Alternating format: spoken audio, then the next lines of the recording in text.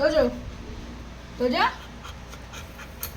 তোজোকে বললাম তোর যখন পেটটা ভাটভুট ভাটভুট তাহলে তুই এক কাজ কর, চায়ের বাসনগুলো মেজে ফেল। ওর মা বলে, কি বললে তুমি আমায়, কি বললে? আমি রাজরানী। বলছে আমি রাজরানী, তুই মাছ দিয়ে বাসন, আমি মাজবো? এই আমি বাসন মাজবো? তুই আমাকে কবে বাসন মাজতে দেখেছিস বল বল? আমাকে কবে বাসন মাজতে দেখেছিস? হ্যাঁ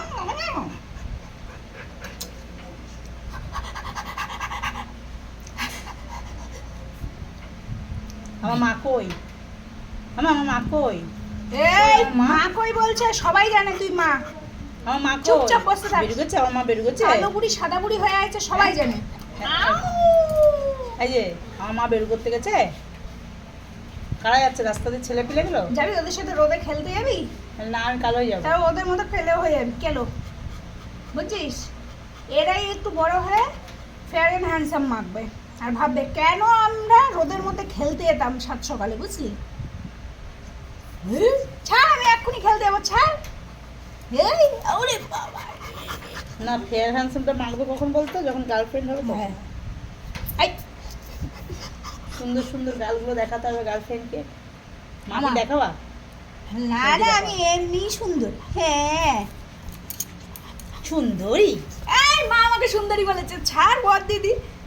এই সুন্দরী তুই কেলটু, আমাদের একজন ছিল সুন্দরী। আমার মেরে টেরে দিয়ে চলে আর যায়। থাকবে না, চলে যাওয়ার ছবি দিয়ে উঠেছে, চুলকাচ্ছে, গা চুলকাচ্ছে। গা চুলকাচ্ছে। কি হয়েছে, কি হয়েছে, ওর গা চুলকাচ্ছে। কি হয়েছে মা? কোথায় চুলকাচ্ছে দেখি দেখি। দাও দাও দাও দাও দাও দাও। গা ইয়ে গরম না, মানে চিবির চিবির করছে। হ্যাঁ। দিচ্ছি দিচ্ছি তো। এটা তো তুই মাছ একটা। গা এ চুলকাচ্ছে। মা, আসো আসো। ও লাগলো, হাতে লাগলো। ওটা ওটা হাওয়াতে যাও মা, হাওয়াতে যা, হাওয়াতে যা। এই পাখার হাওয়াতে যা। ও এটা কি ধরনের পোজ মা? ও পা নাচাচ্ছে। এই তুই পা করছিস কেন রে? হ্যাঁ দাও, হাত দাও, হাত দাও। হ্যাঁ, খেয়ে না মা, বড়া করে দেবো, খেয়ে না। এনে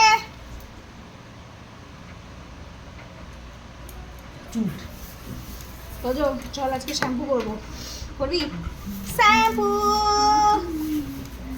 এখন কবাডি খেলা দেখাচ্ছে, ওই দে ওই দে ওর মা দেখাই।